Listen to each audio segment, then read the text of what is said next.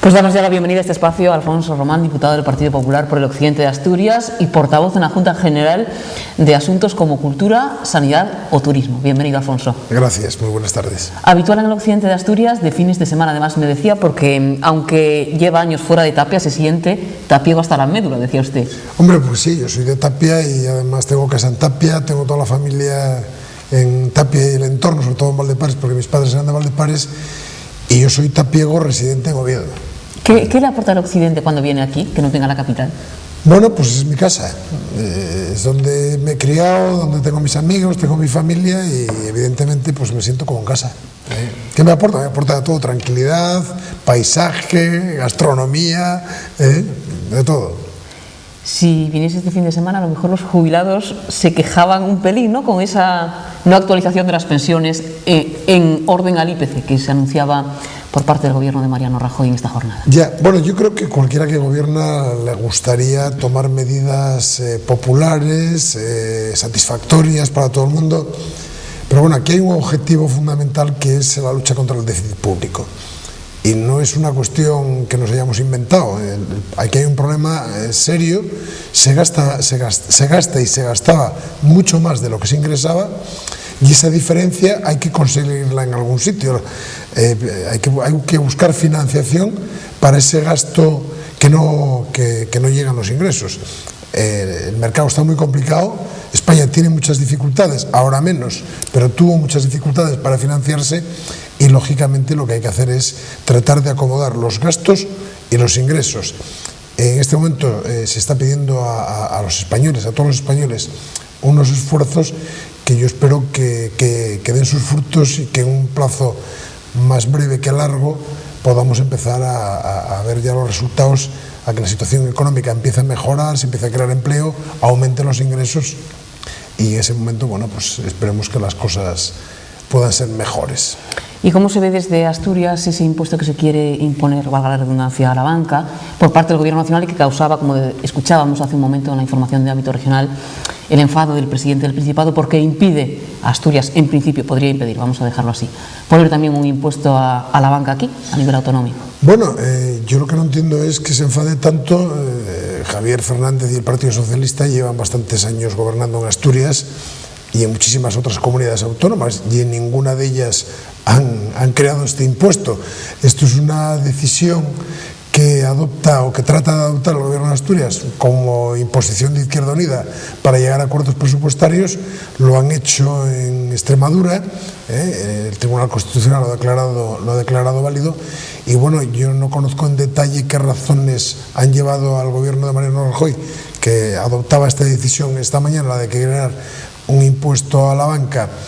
Yo no sé qué razones, no las conozco, las razones que han llevado al gobierno de Mariano Rajoy a crear este impuesto, pero vamos, en cualquier caso, ya lo digo, el Partido Socialista lleva gobernando muchos años en Asturias y no ha creado ningún impuesto a la banca. Era una condición que imponía Izquierda Unida para llegar a un acuerdo presupuestario. Supongo que habrá puesto más condiciones que esa, pero vamos, en cualquier caso no entiendo muy bien el enfado de Javier Fernández. ¿Vería con malos ojos el que se pudiese imponer ese impuesto a la banca? Bueno, vamos a ver, los recursos financieros que tienen las comunidades autónomas son los que son. En Asturias ya hemos creado otros impuestos, como el céntimo sanitario, que no tenían en otras comunidades autónomas. Bueno, cada comunidad autónoma tiene la posibilidad de crear unos impuestos o de incrementar los impuestos estatales. Bueno, aquí se está hablando hablaba Izquierda Unida también como una de las condiciones probables, el incremento del IRPF, que probablemente venga en las medidas urgentes de contención del gasto. Y bueno, es una posibilidad que tienen las comunidades autónomas y que tiene Asturias. Asturias puede crear un recargo impositivo sobre el IRPF, por ejemplo. Pero bueno, yo creo que muchos impuestos, tantos impuestos, ya yo creo que sobre todo la clase media española y la asturiana, que es la que prácticamente soporta todos los impuestos, yo creo que más impuestos probablemente ya sean excesivos. Alfonso Román acaba de llegar a los estudios procedente de Avilés, donde nos decía, viene de dar una rueda de prensa acerca de la situación que se está viviendo en el Niemeyer. Así que vamos a pedirle que tenga la gentileza de trasladarnos, en este caso por su cargo de portavoz de la Comisión de Cultura de la Junta General, ¿Qué ha comentado en esa rueda de prensa? ¿Cómo ve la situación del Niemeyer, económica sobre todo, Alfonso? Bueno, pues yo comentaba en Avilés efectivamente que ayer teníamos conocimiento, nos trasladaba la consejería una auditoría que había elaborado la empresa Deloitte sobre la situación económica del Niemeyer, y bueno, la situación económica pues no deja de ser desastrosa. El Niemeyer tiene en este momento, con muy poco tiempo que lleva funcionando, tiene una deuda de 2,2 millones de euros de facturas impagadas, es decir, que se gastaron sin haber una consignación presupuestaria, y además el propio Principado, que es patrono, pero que también subvenciona al Niemeyer, le reclama a la Fundación 1,3 millones de euros porque no se han cumplido los fines para los que recibió la subvención la Fundación. Es decir, que en este momento pues tiene un pufo, por entendernos, de 3,5 millones de euros. Claro, hay una responsabilidad en la gestión.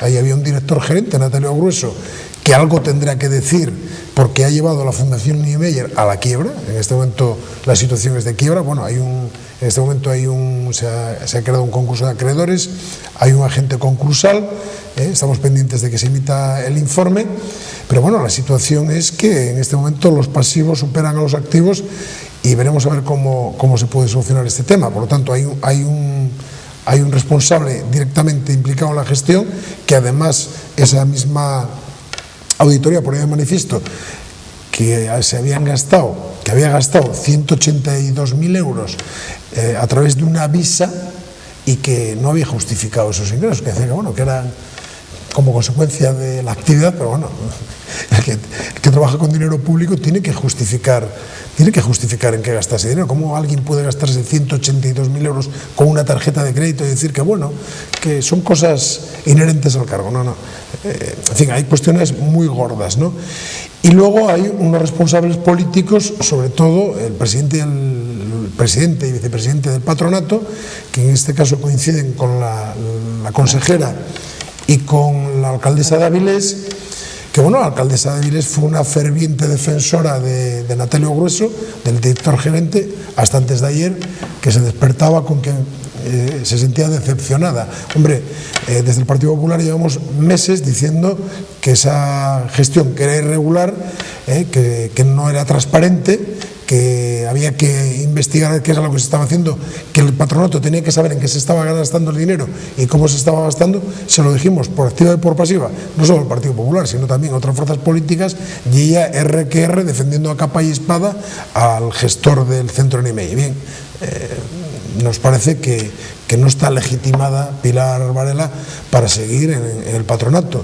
Y luego el otro gran valedor que tenía Natalio Grueso, que era el señor Álvarez Areces, porque todo el mundo sabía que la consejera pues no pintaba nada, porque el señor Natalio Grueso tenía acceso directo a Suárez de la Riva, que es donde está la presidencia del gobierno.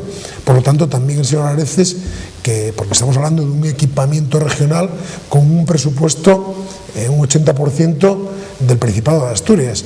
Bueno, pues algo tendrá que decir también el señor Areces, que fue el que colocó al señor Natalio Grueso y al que le dio carta blanca para hacer y deshacer lo que le diese la gana. La situación es de un desastre, se ha derrochado el dinero. Nos enterábamos con la auditoría que, por ejemplo, la inauguración del Niemeyer costó 360.000 euros. O sea, ¿cómo un acto de inauguración puede costar 360.000 euros?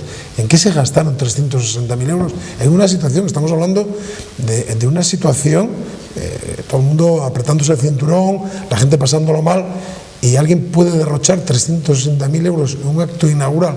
Bueno, todas estas cosas que bueno, vamos a tratar de aclarar en la comisión de investigación, que yo espero que se constituya el próximo día 10, y vamos a solicitar incluso que se habilite el mes de enero para que podamos comenzar a trabajar y tratar de aclarar cuanto antes todas estas cuestiones, porque nosotros queremos que el Niemeyer, la Fundación Niemeyer y el Niemeyer, bueno, pues tiene un papel que jugar como dinamizador cultural de Avilés, de la comarca, incluso de toda Asturias, pero con las cuentas claras, y que se sepa en qué se gasta cada uno de los euros que sobre todo las administraciones públicas están mandando a esta fundación.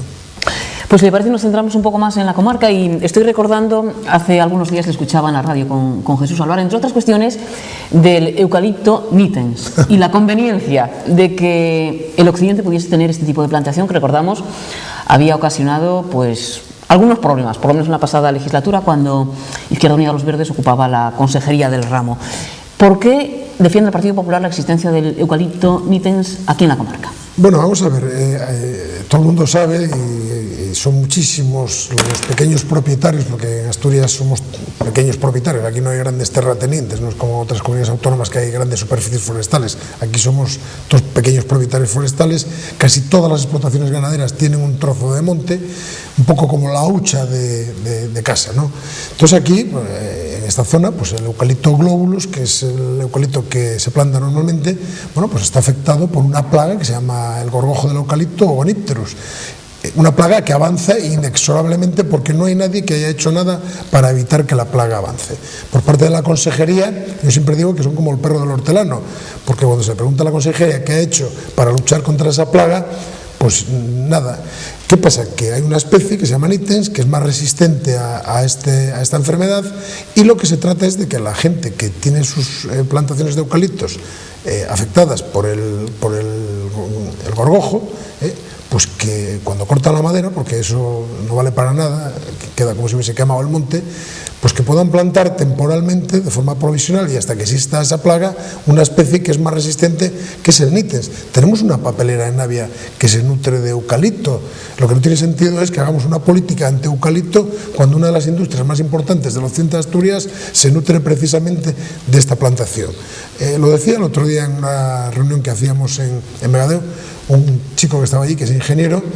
El eucalipto es una especie, una plantación que hay que manejar como todas las plantaciones, como se manejan las plantaciones de maíz u otro tipo de plantación.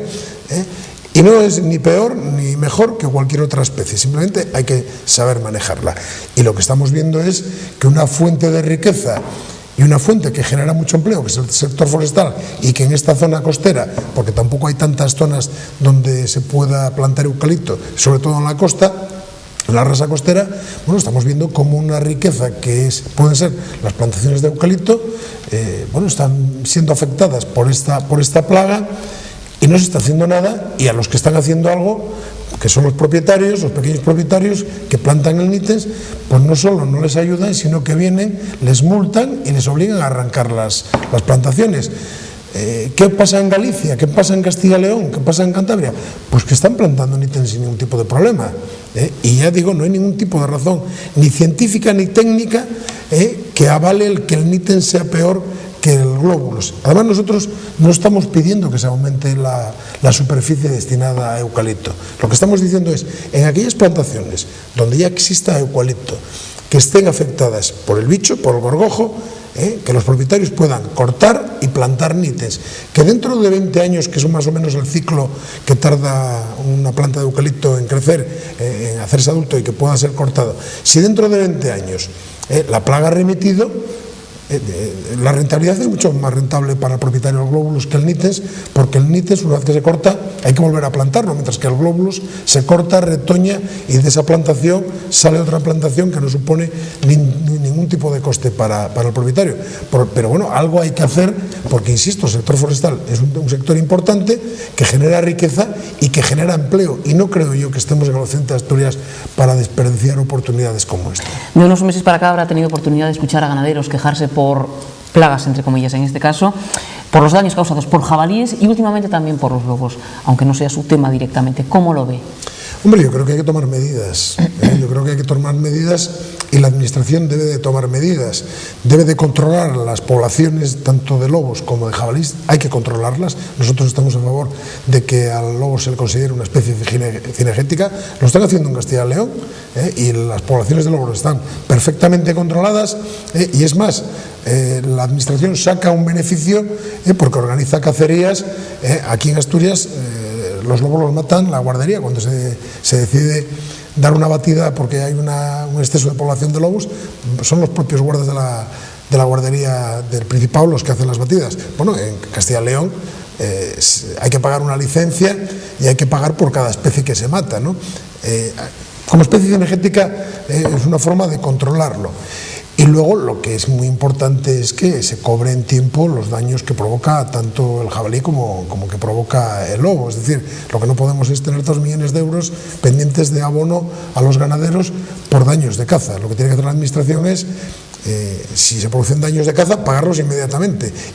A veces es incluso difícil demostrar que ha sido un lobo el que ha atacado a un caballo, a una vaca, porque a veces simplemente los despeñan, los matan y luego pues se asustan porque aparece alguien y desaparece. Bueno, ya con todas las dificultades que tiene demostrar que ha sido por un ataque de una especie como lobo, o por los daños que pueda generar el jabalí en una plantación, pues por ejemplo de maíz o cualquier cosa de estas, bueno, pues si genera esos daños, que se le abonen inmediatamente al ganadero. Pues yo digo, en el caso del lobo, que es probablemente la especie que... El jabalí es verdad que está en determinadas zonas, está arrasando determinadas plantaciones, por ejemplo los maizales, ¿no? Pero el lobo, que es el que afecta pues, más directamente a la campaña ganadera, pues efectivamente que se declara una especie cinegética. Nadie pretende que se extermine al lobo, pero sí que las poblaciones de lobo estén controladas y que cuando haya un exceso de población se actúe por parte de la administración. Ayer se quejaba aquí la alcaldesa de Vegadeo de esa depuradora provisional, decía ella, que pretende instalar la Consejería de Medio Ambiente para prestar servicio a Vegadeo, para que no vierta residuos directamente a la ría de Leo. Se quejaba, decía que el occidente de Asturias parece la hermana pobre del resto de zonas del Principado, ¿no? Porque no entendía ella, decía, que esa depuradora venga con urgencia y que esa urgencia suponga que la depuradora llegue en marzo, que durante 6 meses Vegadeo va a estar vertiendo sus inmundicias a la ría porque no tiene por dónde depurarlas. Sí, y sobre todo cuando aquí pagamos todos el canon de saneamiento, igual que se paga en aquellos sitios donde se está depurando. Es decir, en Vegadeo el recibo del agua, una parte lo cobra el Principado como canon de saneamiento, y así figura en el recibo. Ese es un impuesto que teóricamente debe de ir a sufragar obras de saneamiento. Tiene muy poco sentido que alguien que no se beneficia del saneamiento tenga que pagarlo, pero bueno, en cualquier caso suponemos que aunque no sean las obras aquí, que se harán en otro sitio. Pero efectivamente tiene razón, la depuradora que debería de recoger las aguas residuales de Vegadeo y de Castropol ya tiene que estar hecha. Una gran depuradora, como la tienen en Ribadeo, que en Ribadeo ya está funcionando, creo que desde el año pasado, desde el año 2011. Bien, pues aquí debería haber entrado en funcionamiento en el 2011. Como todo en Asturias, como todo, pues va con retrasos, no se sabe muy bien cuándo se va a realizar, y lo que es una vergüenza, nosotros lo denunciamos ya hace un par de años, bueno, pues ese geyser que de vez en cuando aparece a la altura de Figueras, de aguas fecales. Lo que tiene que hacer el Principado es tomar cartas en el asunto, y esa solución temporal y transitoria, que es esta depuradora portátil, por entendernos, que va a tratar de solucionar el problema temporalmente en Vegadeo. Bueno, lo que hay que hacer es una depuradora como Dios manda, que atienda a todos los vertidos de la parte asturiana de la ría de Leo, y darle una solución definitiva a algo que ya debía de haberla tenido desde hace ya bastantes años. También escuchaban estas últimas horas opinar sobre ese informe de la Cama sobre la mina de oro de Sarave, la Comisión de Medio Ambiente del Principado de Asturias.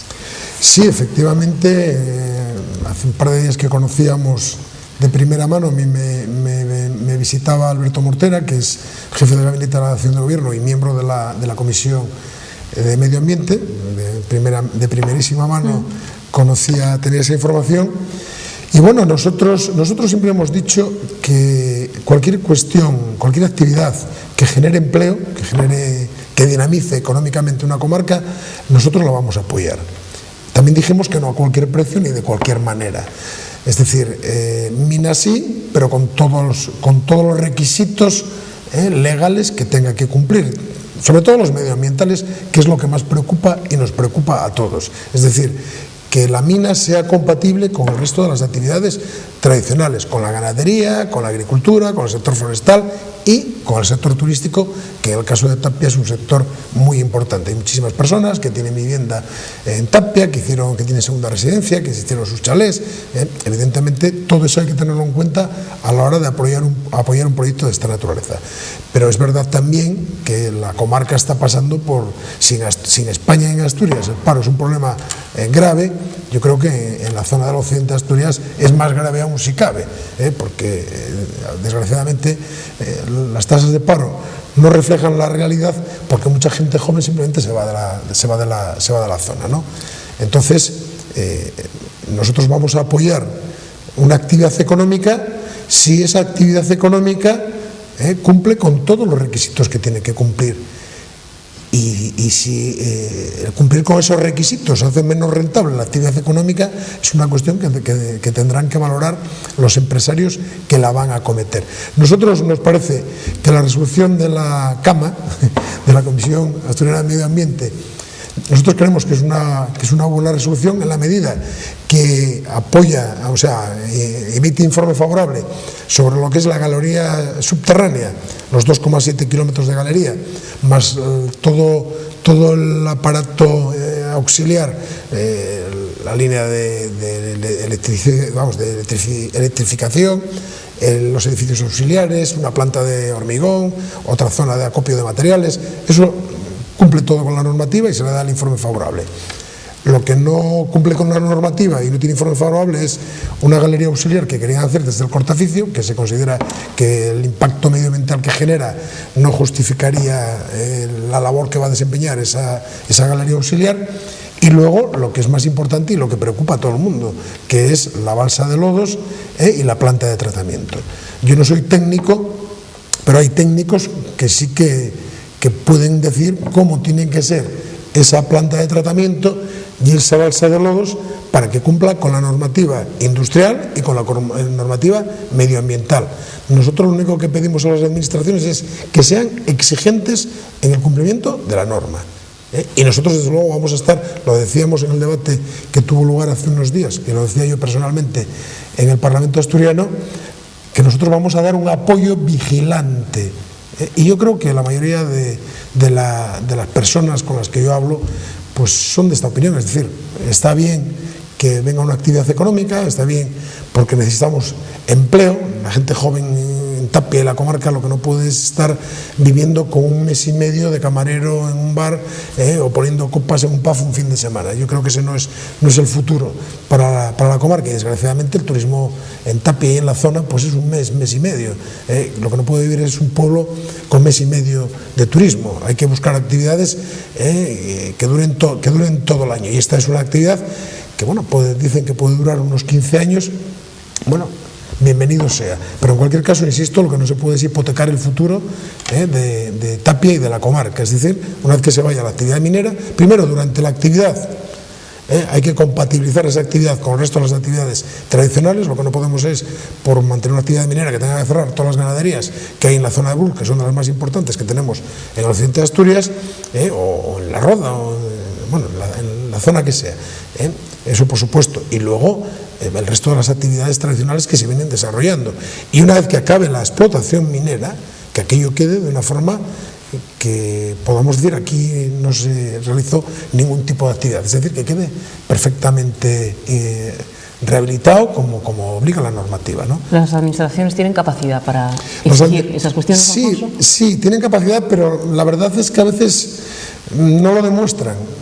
Nosotros estuvimos hace relativamente poco en Cangas de Narcea, hace unos meses, denunciando una situación que era una explotación minera en Trecitas de Gillón. La empresa minera, que es una empresa catalana, hizo la explotación, cobró la rehabilitación, cuestión curiosísima, bueno, y ahí quedó la escombrera, quedaron los restos industriales de los edificios, las escolleras encima de los arroyos, incumpliendo la normativa de Confederación. Claro, la verdad es que yo no sé si hay administraciones que miran hacia otro lado, cuando deberían de ser escrupulosas exigiendo el cumplimiento de la normativa y sobre todo la normativa medioambiental. Bien, nosotros vamos a estar vigilantes, en este caso estamos de acuerdo con la decisión de la Comisión de Medio Ambiente, porque nos parece que está fundada técnicamente, y sobre todo estamos de acuerdo en que no se haya autorizado la balsa de lodos y la planta de tratamiento, porque había un informe demoledor de la Confederación Hidrográfica del Norte, en el sentido de que cometía un montón de irregularidades y un montón de ilegalidades. Lo que tiene que hacer la empresa es tomar buena nota de las irregularidades e ilegalidades que traslada en su informe a Confederación Hidrográfica y darle solución. Y si se la da, habrá explotación minera, y si no se la da, pues no habrá explotación minera, o tendrán que llevar hacer el tratamiento a otra zona, yo no sé a dónde, pero tendrán que llevar el material a sacarle el oro a otra zona, porque no se les va a permitir.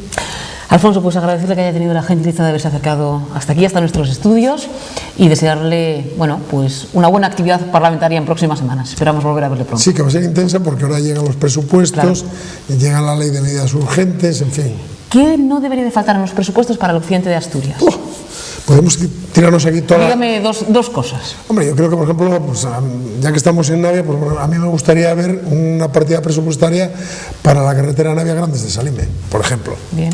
Me gustaría que viniese otra partida para mejorar el Castro de Cuaña.